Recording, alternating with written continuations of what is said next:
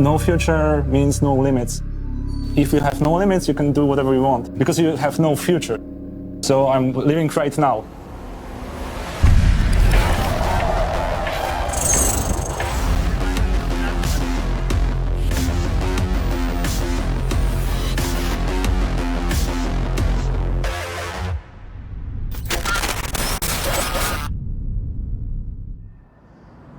So limited editions, we produce them in very small or limited quantities. We only make them once, and then that's it, no more. We take a lot of pride, put a lot of attention to detail, and that's where Monique comes in. You know, if I was looking for targets for what I was trying to do with the No Future, I might... What's critical in the beginning is just understanding the story and what we're trying to communicate. The game designers are creating these worlds, right? They're actually building them out. And we get a chance to translate it into a physical object. We saw the E3 2018 trailer for Cyberpunk 2077. Of course, it like blew everyone away.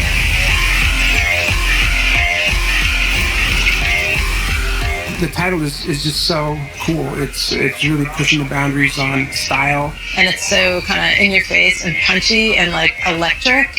We spent a lot of time with that video dissecting it and figuring out like what are the key design elements. We noticed things like the mech scene and the cyber enhancements. There are a lot of different elements to the lighting style, like how V's face was framed with that lit collar, and how when he turned around, you saw the samurai logo glowing on the back of his leather jacket. And then there were the Quadra car taillights that were super futuristic. So Monique shows up and she's got like, yeah, I've got 4 different designs. They're completely different directions. We had, the concept of all these panels coming together from different pieces of equipment to create a kitsch-style console. One of the first things we had to do is figure out how to define these panels exactly. You can see the laser etch marks in this piece really clearly. We ended up putting a piece of Mylar over the product and laser etching through the Mylar. You can see it peels off. But that allows us to go back and paint inside of the etch marks. All the different color panels are actually silkscreen of different inks. There's probably 30 different variations of each of these blues and how they could come together. There's a lot of small detailing in the texture. You can see this panel looks like it got kind of banged up and the paint layer is kind of scratched away. I view it as a continual confidence building. Like, this is good, now it's getting better, now it's getting great. And so the moment there was, okay, which one do we pick? Because they're all so good. And that's where the partnership comes in.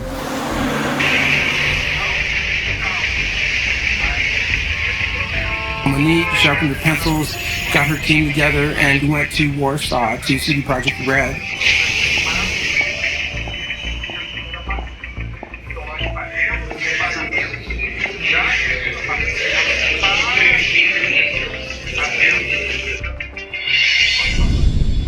I remember feeling like, I hope we got this right, because, we walked in with a bunch of concepts.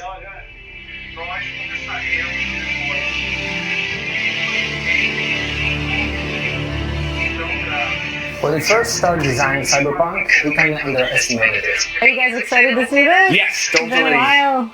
Totally. Okay. Oh, So, oh my god. you guys remember this? Yeah. I remember all the meetings. Oh my god, it's beautiful. Yeah, this is real.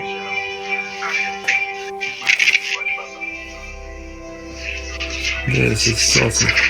Cyberpunk is incredibly varied and rich. There is no one style. Everything coexists. Psycho gangs, corporations, cyberpunks, mercenaries, netrunners, rocker boys. You have a rich district, you have a bit poor district, you have something between, and it's colliding all the time. So there's so many different things that we came to the conclusion that it's simply impossible to develop one single visual language to describe all of that. And we end up with 4 distinctive, completely different visual styles.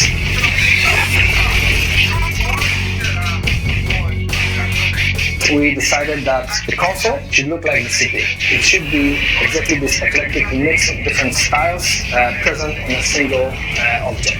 Kitsch on the front face of the console and neo-militarism on the back face. Why those two? This is like this yin and yang composition. Those styles cannot exist without other. It starts with the form. In the case of using the Xbox One X, there's surfaces to play with. So what Monique did is she took these two layers and started to use them as canvases to express different elements of the game. All these panels are from different pieces of equipment, which is why you see the different tags and labels. For example, here we can find military. Those electronics. Well, those are like operated brains. Each one means something, like be careful.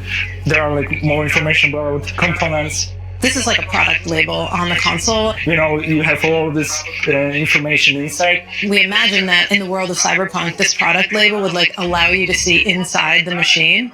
So when the lights go low, this label glows, and it's like this glow from the inside of the Xbox. There's a tiny cyan light that lights up right here, and this is like the first time that we've actually put another light on one of our consoles for a limited edition. Like there'll be a little pinpoint of light on someone's temple. Kitsch is in mass production. It's a style invented by the people, influenced by the braindance. Colors are poppy. We are using a lot of plastic, we are using a lot of chrome, we are using all the fancy materials which are not so useful, but they are looking great. It's a mashup of different things, like things that might be cobbled together, like on a street level. It's got to have that punch, but it doesn't really need to make sense. So this side, it's a kitsch, and this side, it's neo-militarism.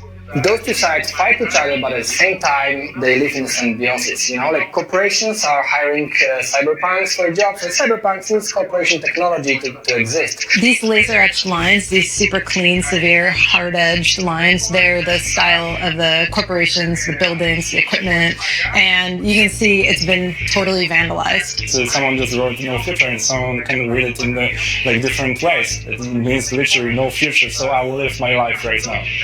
There's a big tag of samurai bands. This is one of the most famous bands in the game and in the world of the Cyberpunk. And small descriptions, where's Johnny?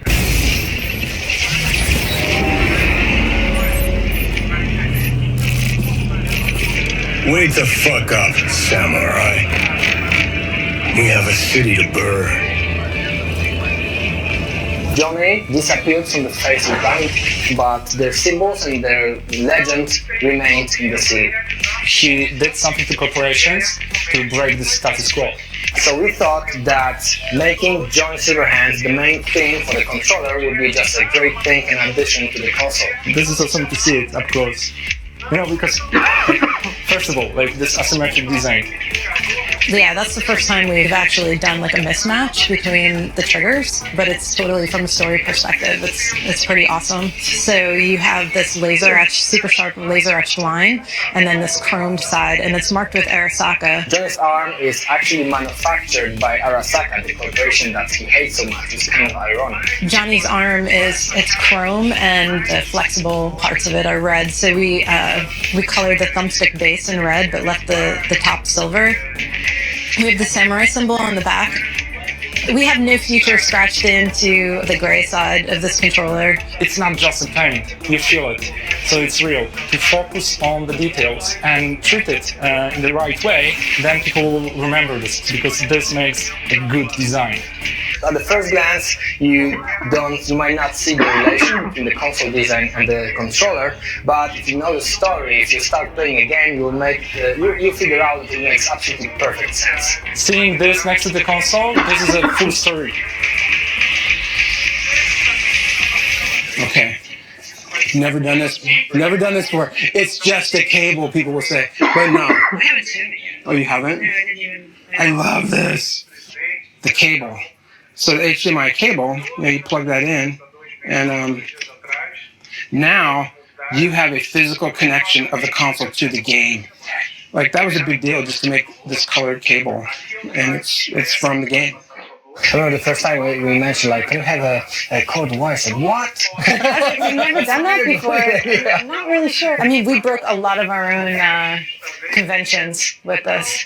A lot. You know, even down to this the sticker in the back. We've never had a sticker that's been yellow in this area before. Like that's a big deal. No one is looking on the back of the console, but even here we have. We do. We're looking for something like in the Witcher franchise, which is our the Wolf Medallion. We're looking for some kind of symbol that will be kind of representative and matching the Cyberpunk game, and we found it. It was like amazing for the team at Xbox to be able to explore what we could do with the world that you guys created. So to be able to take that digital world and put it onto a physical product, it allowed us to break our own rules about the way that we think about our own products. It's good. It's like it's a game in the form of an Xbox. Yeah.